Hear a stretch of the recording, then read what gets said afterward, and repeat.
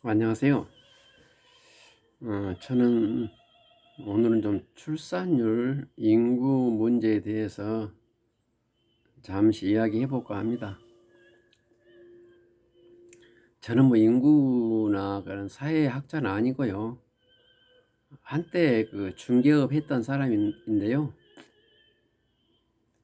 중개업을 하다 보니까 부동산 가격에 영향을 미치는 그런 요소가 뭔가 이렇게 생각을 하게 됐어요. 그리고 생각하다가 부동산의 수요 공급에 미치는 요인 중에 그 수요 쪽에 인구가 이렇게 생각이 나더라고요. 그래서 그때부터 인구에 대해서 곰곰이 생각해 봤어요. 그래서 인구를 생각하다 보니까 출산 문제와 그 이민 정책와 그리고 그와 관련 여러 가지 갖가지 문제들을 고민하게 됐어요. 그래서 오늘은 인구에 대해서 직접적인 여러 가지 논점들을 그간 해볼까 합니다. 인구 정책은 직접적인 정책과 간접적인 정책이 있는데요. 지금까지 우리나라의 모든 사회학자나 기타 정부가 하는 정책들은 직접 정책 중에 아주 단말기적인 부분에 엄청난 국가 예산과 인력이 엄청난 장기간 동안에 쏟아부어졌다. 이것이 제 생각이거든요. 그런데 이런 의견들을 말할 사람이 그간에 없었어요. 20년 동안.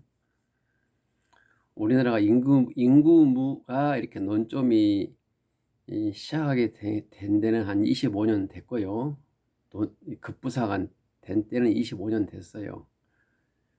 그리고 인구가 문제된 때는 30년 됐고요. 그렇다면 30년 동안 인구 문제, 출산율 문제에 대해서 교수면 교수, 학자면 학자, 전문가는 전문가, 정책 입안하는 사람이면 입안하는 사람 모두가 다 그런 경제적인 요인으로 많이 해결하려고 그랬어요. 지금 인구 문제, 출산 문제를 해결하기 위해서 우리나라가 투입한 돈이 직접적인 돈과 간접적인 돈이 있는데요. 간접적인 돈은 여러 가지 그 혜택이겠죠.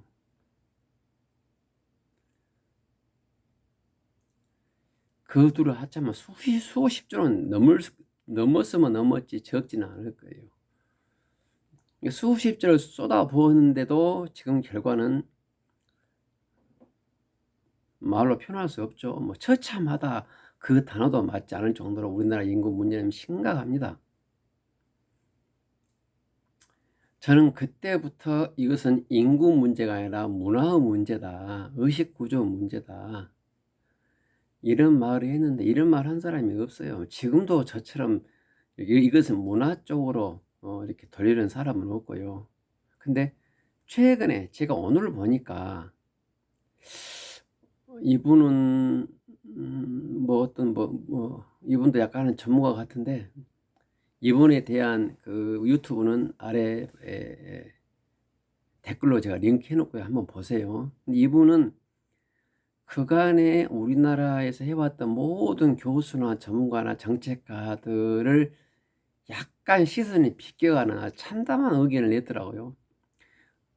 이분의 의견은 저하고 한 50% 부합해요. 그간의 대학 교수들은 저하고 10%밖에 부합 않고 이분은 그나마 제가 조금 가려웠던 부분을 긁어주는 부분이 있기를 제가 지금 이분의 그 의견에 용기를 얻고 나와 같지는 않지만 나와 50% 같은 의견을 가진 분이 있구나 자신감을 가지고 즐거운 마음으로 지금 이렇게 촬영하고 있는데요. 이분이 사용하는 용어는 가족입니다. 가족, 행복한 가정. 예. 그래도 이분은 상당히 고민했던 것 같아요. 이 행복한 가정을 출산율의 수요 욕구로 봤더라고요. 대단한 이건 인식이 변화입니다. 이건 그러니까 수십 조를 쏟아부어도 행복한 가정에 대한 욕구가 없으면은 결혼도 안 하고 출산도 안 한다. 이 논지인데요. 대단히 합리적인 의견이라고 봐요, 저는. 이분은 엄청나게 고민한 사람입니다. 사실 이 부분에. 지금 우리나라 출산율 문제는 배약이 무효요. 여러 가지 정책을 다 썼어요. 근데 그 접근 방법이 이분은 그대로 그나마 괜찮게 본 것 같아요. 근데 이분도 저하고 100% 부합하지는 않아요. 근데 이분은 우리 청년들이 그간의 전문가들은 일자리가 문제, 주거 문제, 사교육비로 얘들 안 낳는다, 이런 대학 교수나 전문가 의견에 대해서 이분은 행복한 가정이란 단어를 내세운 것은 대단했고요. 그 다음에 이분이 이제 가족의 기능 중에 가족의 기능은 정서공동체, 돌봄, 생활공동체, 이렇게 세 개를 들고 나왔는데 저는 거기다 하나 더 붙여서 정체성이 확립되어지는 어떤 공간이다, 이렇게 저는 가족이라는 것을 표현하고 싶어요.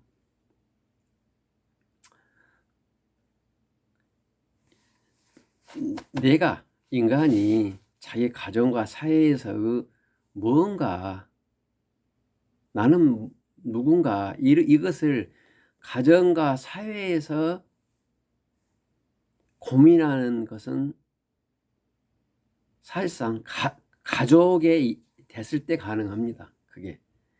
근데 가족이 한 명일 때와 두 명일 때와 세 명일 때와 네 명일 때하고 또 달라요. 또 거기에 남녀가 있는 경우가 또 달라요. 그러니까 자녀가 아들, 딸 있는 집안하고 딸만 둘이거나 아들만 둘 있는 집안하고 그 자식이 생각하는 가족관, 사회관은 또 다릅니다. 그러니까 한 자녀만 키운 이 사회는 굉장히 불안정한 사회가 될 수밖에 없어요. 왜 그러냐? 모든 자녀들이 정체성이 확립되지 않았어요.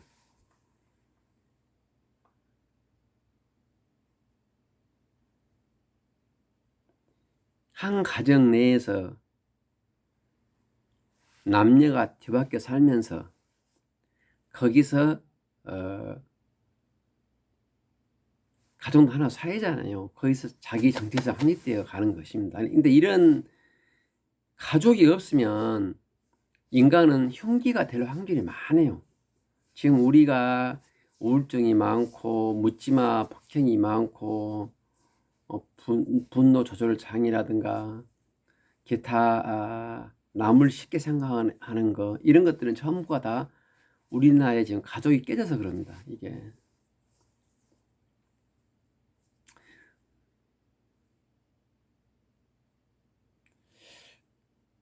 하여튼간 이분은 또 가족의 기능을 정서 공동체, 돌봄, 생활 공동체, 이렇게 가족의 기능을 본 것도 상당히 참신했고요. 저는 거기다가 정체성 공동체랄까, 이 말을 꼭 하고 싶네요. 예.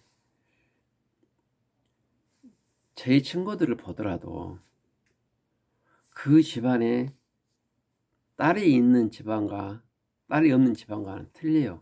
예. 길거리에 가는 여자들을 쉽게 알아요. 자기 집에 이렇게 여자가 없는 그런 집은 굉장히 무서운 현상입니다. 이게 저 같은 경우에는 누나도 있고 동생도 있기 때문에 여자에 대해서 쉽게 생각하지 않죠. 예. 우리 누나일 수도 있고 동생일 수도 있으니까. 예. 또 역으로 말하자면 우리 오빠일 수도 있고 동생일 수도 있잖아요.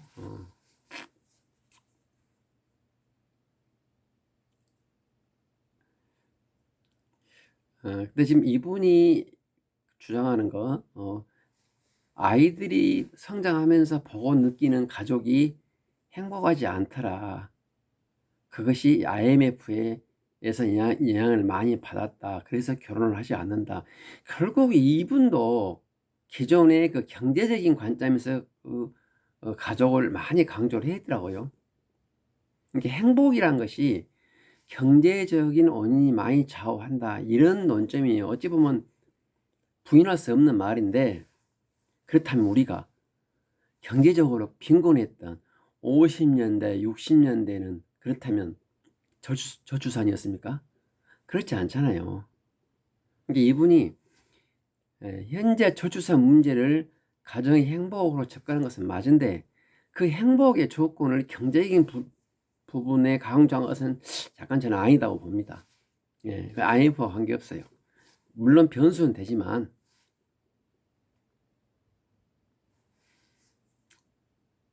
행복은 이건 뭐 종교적인 관점인데요. 자기 안에 있어요. 자기 안에. 예. 그리고 이것을 우리 민족은 은연중에 지켜왔어요. 근데 그것이 깨져버렸습니다. 예. 결정적으로는 일제시대를 거치면서 많이 깨졌고요. 우리 일제시대 이전에는 선비정신이라는 게 있지 않았습니까? 예.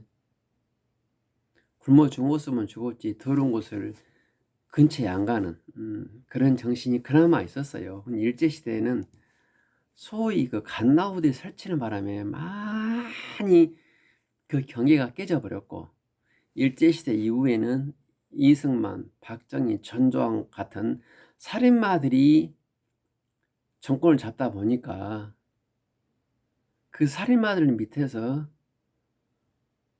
똑똑하던 사람들이, 그래도 우리 동네에 똑똑한 사람이었는데 그 사람들 밑에서 장관, 차관, 국장 이런 것이 장기화돼 버리니까 어떻게 살아야겠다는 표준이 흐트러져 버렸어요. 이게 굉장히 지금 효과가 큽니다. 교육적으로. 그게 저는 그래요. 어느 날 우리나라 인사말 중에 부자 되세요 이런 말이 유행했잖아. 이거 엄청나게 위험한 말이거든요. 부자 되면 좋죠. 예. 잘 사는 건 좋은데 잘 살지 못했을 때의 스트레스를 아주 강해 주는 것이 그 인사말입니다. 그게 돈 많고 지위가 높고 성공하면 행복하다. 이것은 맞죠. 근데 그게 정당한 과정을 거친 것이야만이 행복이죠. 그런데 정당한 과정을 거치지 않는 소득, 뭐 불법 소득이나 부당 이득이 어떤 경제적으로나 주의적으로나 신분적으로 태생했고, 그것이 장기적으로 지속됨에 따라서 우리나라의 행복감이 많이 깨져버렸습니다. 예. 실직해도 괜찮은가 보다. 일단 이런 사고가 많이 지배했죠. 부동산 투기도 그래서 그 파편입니다. 그것도.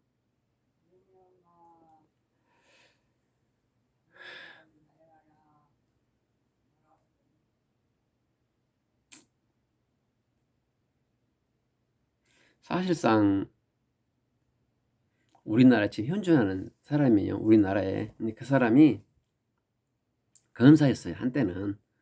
그 사람이 검찰총장까지 했습니다. 근데 그 사람이 중수부에 있을 때 피의자로 온 여자하고 여자를 어떻게 잠자리를 했어요. 그리고 동거까지 했어요. 피의자하고 동거면 그건 성상납입니다. 그것은 범죄예요. 성도 훌륭한 뇌물이라는 이야기가 있습니다. 이건 대법원 판례예요. 징계하려고 하자 그 여자하고 결혼해버려요. 실제 실존 인물입니다, 이게. 예. 그런 범죄인도 대통령이 돼버리니까, 그리고 그 대통령 하면 5년을 하니까,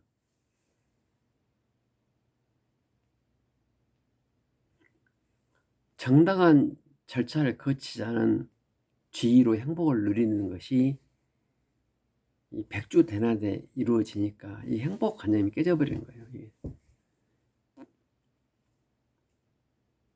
적어도 그런 정보를 알았으면 우리 국민들은 선택을 잘해야 되는데 국민 자체가 기준이 깨트려져 버렸으니까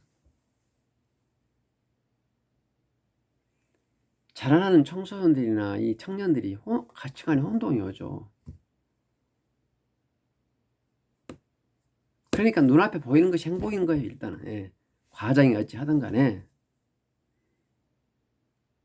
저 사람이 어떻게 차를 샀고 집을 샀고 어떻게 저 지에 올라갔는가에 대해서 그 과정에 대해서 우리 사회 자체가 정화 기능이 없기 때문에 행복이란 관념은 무조건 목전에 보이는 현상만이 행복의 기준이 되기 때문에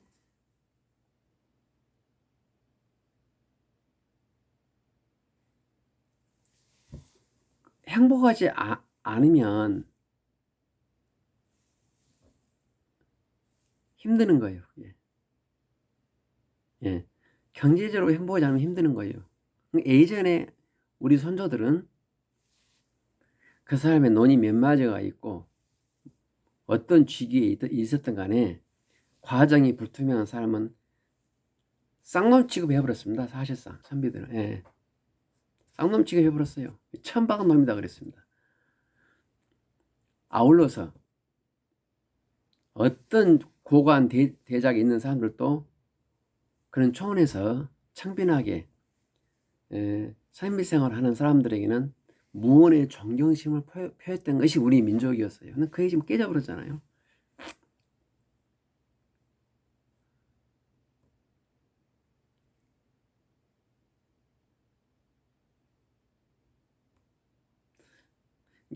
행복한 가정이 결혼과 출산의 수요라는 것은 대단한 발견인데요.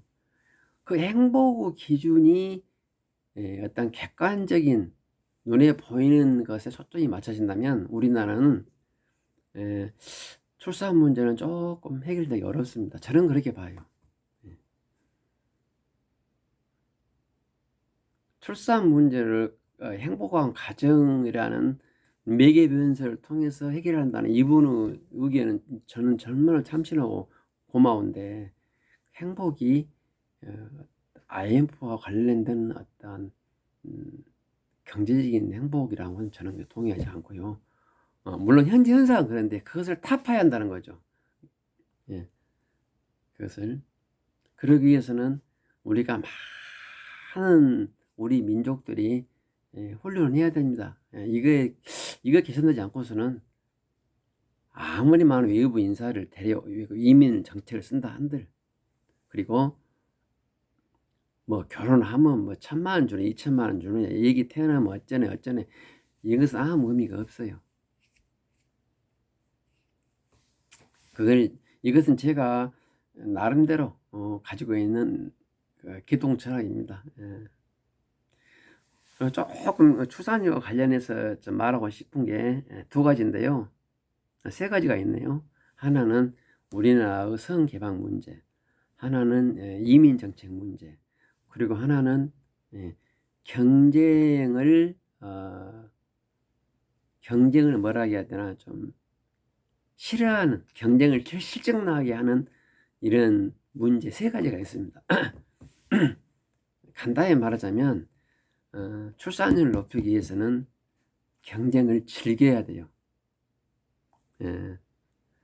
경쟁을 즐겨야 되는데 경쟁을 즐기려면 어떻게 됩니까? 경쟁에는 룰이 있어야 되고 그 불법적인 룰로 인한 성장에 대해서는 과감한 메스를 가야 됩니다. 그러면 사람들이 경쟁을 즐기는데 공정한 룰에 의한 경쟁이 아닌 것이 팽배해 있는 이 나라는 출산 문제 해결되기가 좀 어렵습니다. 지금 사실상.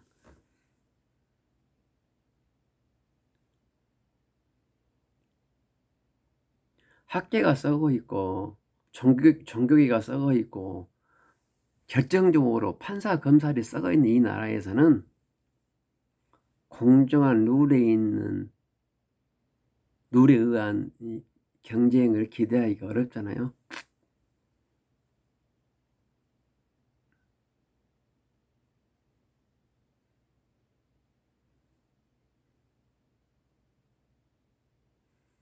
법원과 검찰에 썩어 있단 말은 한 번이라도 재판해 보시면 얼른 느껴요.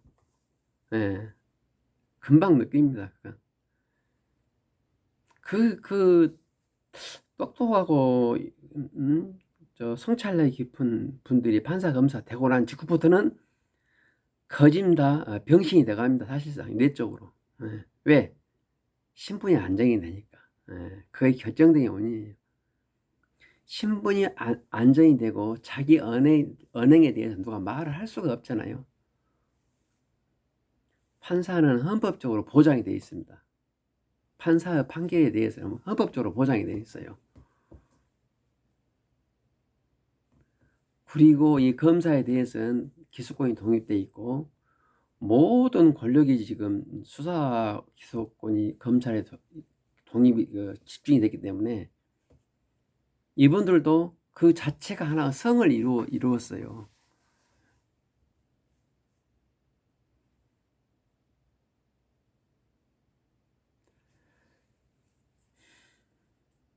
사실상 이런 분들이 이 공정한 룰을 이렇게 제시해야 되는데 사소한 것에서는 아주 공정하게 합니다. 이분들이. 그러니까 더 기가 막혀요.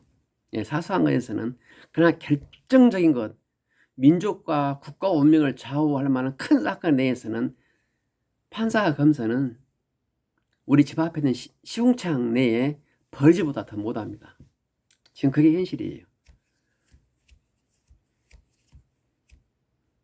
말이 출산율 이야기를 하다가 옆으로 빠지네요.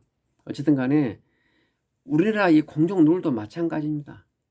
자질구레한 것에서는 아주 우리나라가 잘 돌아온 것 같은데 큰 건에 대해서는 공정률이 파괴되고 있고 그것은 우리 국민 전체도 마찬가지예요.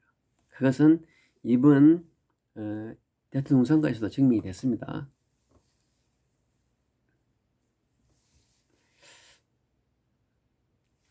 하여튼 이 저출산 문제를 해결하기 위해서는 공정한 룰이 돌아가야 되고 그 공정한 룰을 깨트리는 어떠한 원인에 대해서는 과감히 메시지를 가야만이 출산율이 보강이 된다. 이걸 말씀해 드리고 싶고요. 두 번째는 성 개방인데요.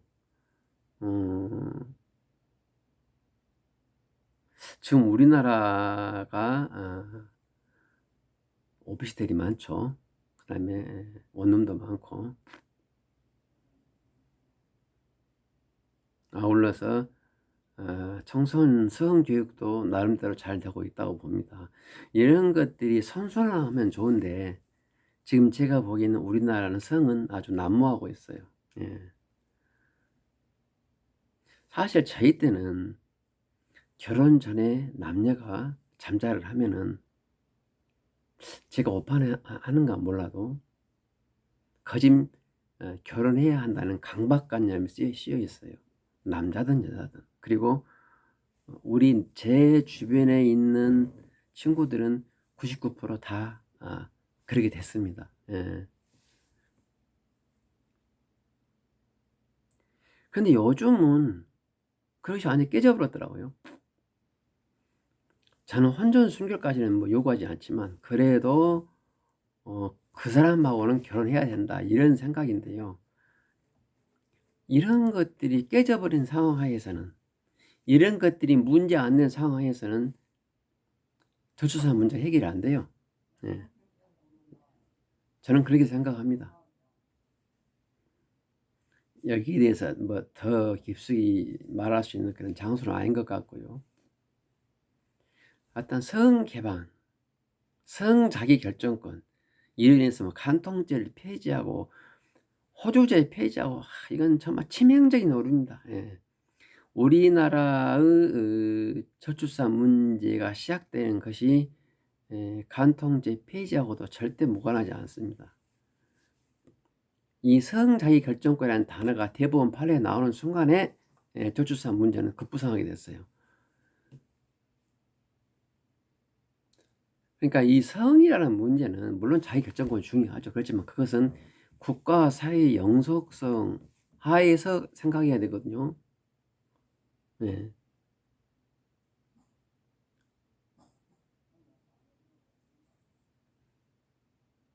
인구가 좀 급감하고 국가가 소멸된 위기가 막 다 급부상하고 있는데 아직도 성을 개방하고 성 자기 결정권이라는 이유로 성이 난무한다면, 그리고 나가서 낙태가 이렇게 이루어진다면 아마 인류는 소멸할걸요. 예, 소멸할 것 같아요. 그것이.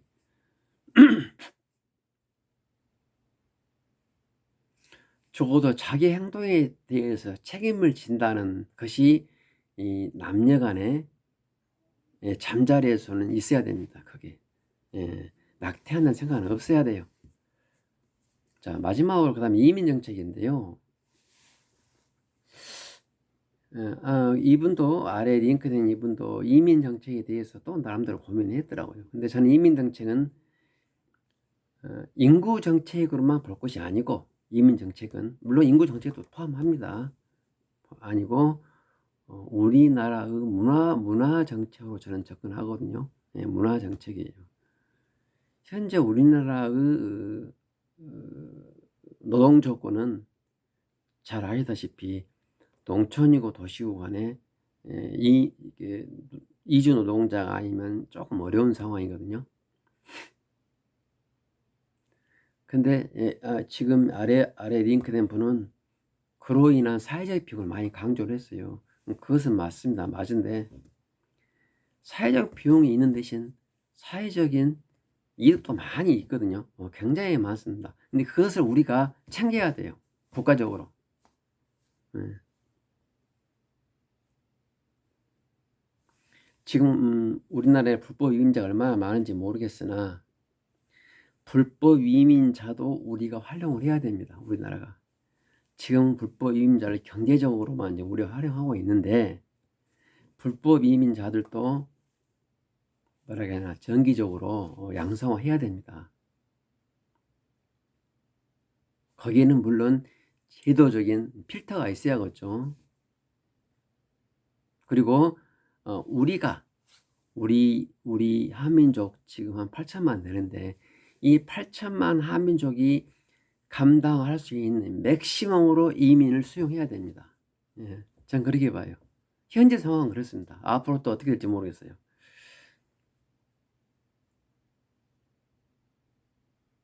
지금 우리나라가 귀화 시험도 있고 여러 가지 이민이 좀 까다롭기로 유명한데,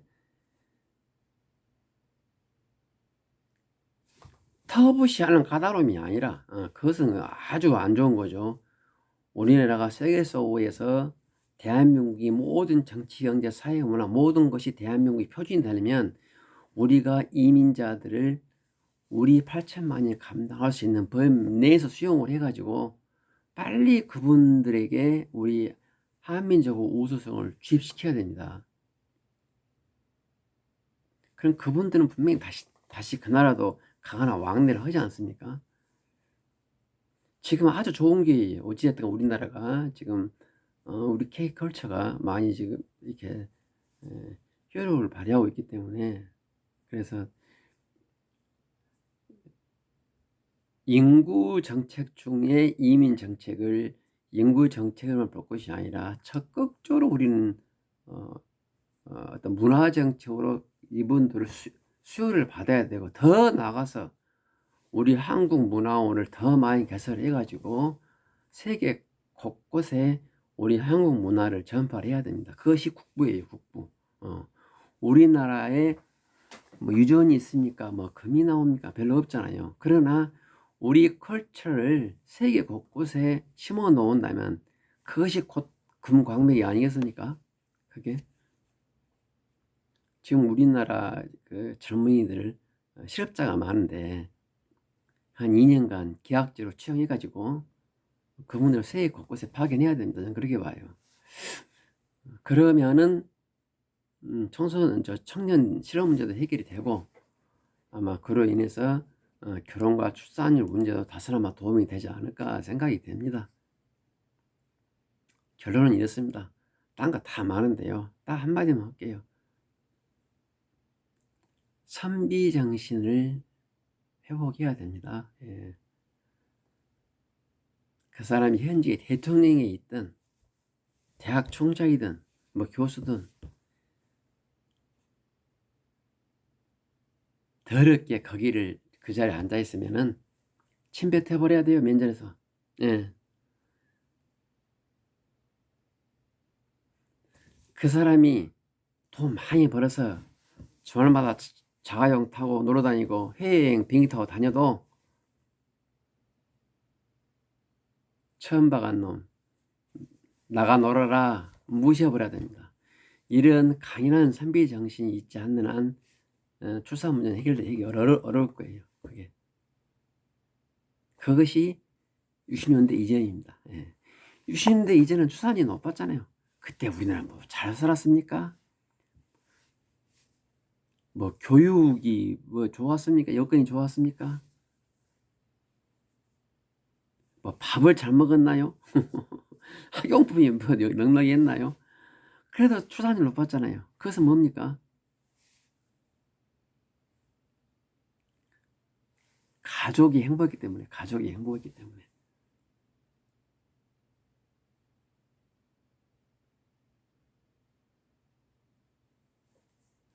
가족이 행복하려면 여러 가지가 있죠. 가족이 행복하려면. 그리고 가족이 이점 아까 말했잖아요. 가족이 행복하려면 이 사회가 공정 누리에서 돌아가야 돼요. 그렇다면 60년대 70년대는 공정 누리에서 돌아갔냐? 큰 사건 빼고는 돌아갔어요. 어떤 레벨 위로 올라갔을 때는 아시다시피 이승만, 박정희, 전두환 때는 개판이었지만 그 밑에 서민이 살 때는 행복했어요. 다시 말하자면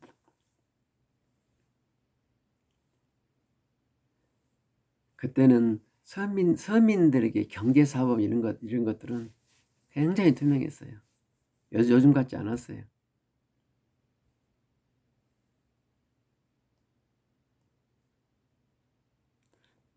판사, 검사들도 박정희 밑에서 벌벌 기면서 정치적 사건에는 권력의 똥기 역할을 했는가 몰라도 일반 사건에 대해서 물론 그때는 뭐 건수가 사건이 적어서 그런가 몰라도 그랜드 판사들이 권위가 있는 판결이 말하는데 요즘 판결은 차라리 컴퓨터에 넣어놓고 입력해놓고 재판 받는 게 더 편합니다. 요즘 판결들 보면 그래요. 예.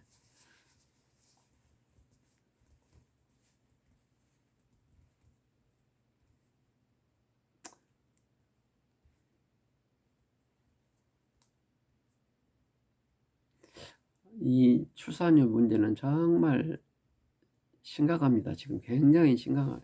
저는 정말 이것만 생각하면 제가 아무런 뭐 의미 없는 먼지에 불과한 시민입니다만은 이것만 생각하면 머리가 아파요.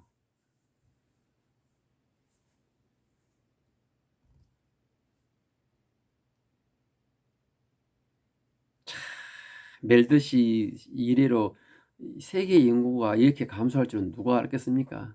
참 이 조물주는 신기합니다. 이게 인구 폭발만 해왔던 때가 엊그제 같은데 제발 둘만 나오세요. 제발 하나만 나와주세요. 정관 수술하면 예비군 훈련 면제해 드릴게요. 이런 때가 엊그제 같은데 지금은 이렇게 가진 정책을 다 하면서 애를 낳으라고 해도 안 낳는 시대가 오리라고 누가 예상했겠습니까? 이것은 오직 하나님밖에 못합니다. 예. 하나님이 인류에 지금 재앙을 준 거예요. 재앙을 준 거죠.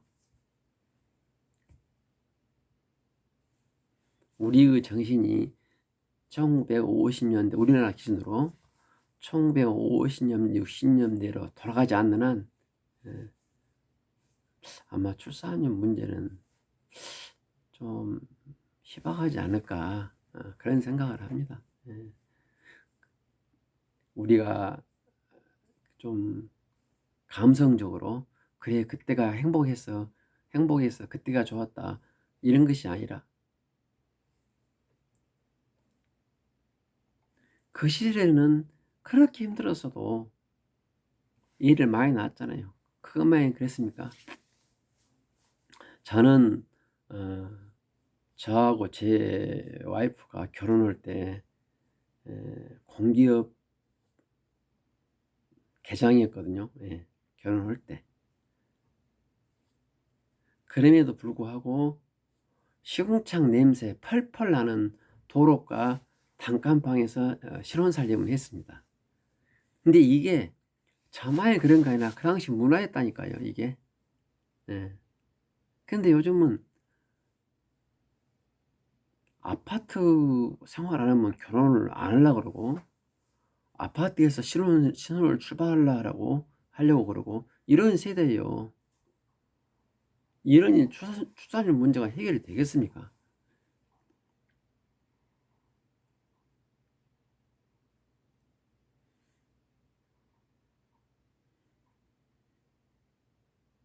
요즘으로 치자면 이렇게 공기업 과장, 대한민국 대표하는 거대 조직의 공기업 과장 남녀가 결혼하면은 누구들 그러겠죠. 누군들 아파트 생활하겠지. 뭐 평수는 어쨌든 몰라도 그렇게 예상할 겁니다. 근데 그 사람이 예, 시궁창 냄새 펄펄 나는 장마래지 부엌은 한 평 혹은 반평 되는 조그만 부엌 그 뒤에 덧대가지고 방 하나 이런 데서 결혼 출발하면 누가 믿겠어요? 근데 그때는 그랬어요. 저는 80년대 후반에 결혼했습니다.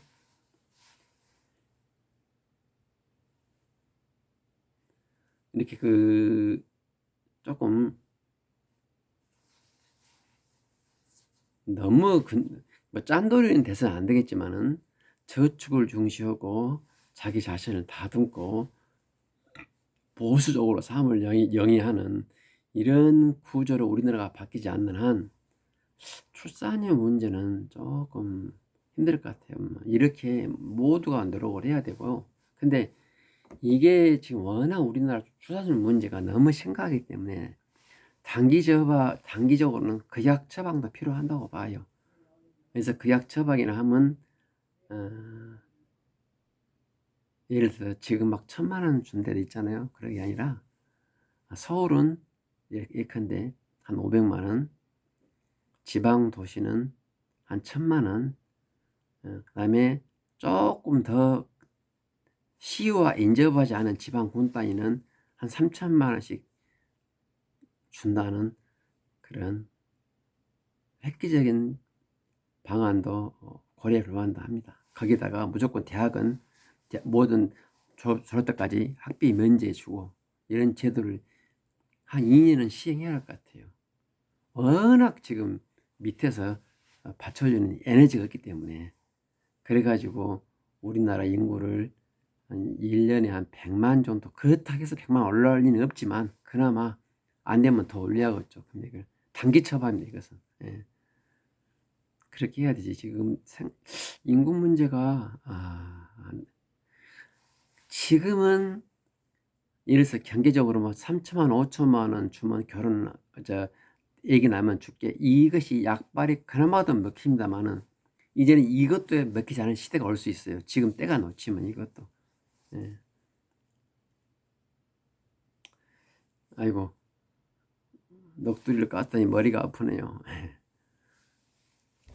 혼자 생각하니까요. 많이 혹시나 인구나 이런 부분에 고민하신 분들 좀 더 머리 아프시라고 제가 던진 말인 것 같습니다. 감사합니다.